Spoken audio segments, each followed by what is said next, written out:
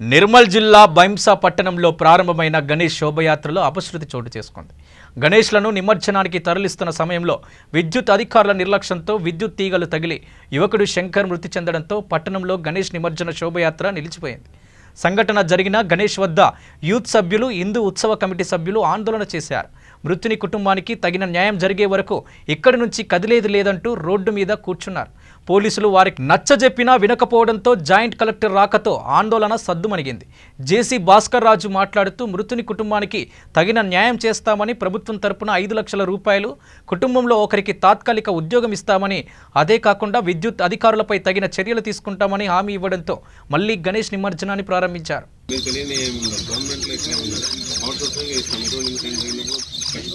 కుటుంబాన్ని టెంపరీగా ఆదుకోవడం కోసం అయితే ఇస్తాం. వెంబడి ఇమీడియట్గా ఎమ్మెల్యే గారి ద్వారా కానీ ఇంకేమన్నా బడ్జెట్ మీరు అన్నట్టు 5 లక్షలు అయితే గవర్నమెంట్ ఇస్తుంది. ఇంకా ఫర్దర్గా ఎమ్మెల్యే గారి ద్వారా కానీ ఎవరి ద్వారా కానీ ఇంకా బడ్జెట్ ప్రొవైజన్ ఉంటే అది కూడా ప్రపోజ్ చేస్తాం. ఆపద బంధు కింద ఇచ్చి పంపిస్తాము. ఎలక్ట్రిసిటీ షాక్ కొట్టినప్పుడు కూడా వాళ్ళ డిపార్ట్మెంట్ నుంచి కూడా వాళ్ళు తెప్పిస్తారు. డిఎస్పీ గారు వాళ్ళు పిలిపిస్తారు. ఏం చేయాలో అది చేస్తారు.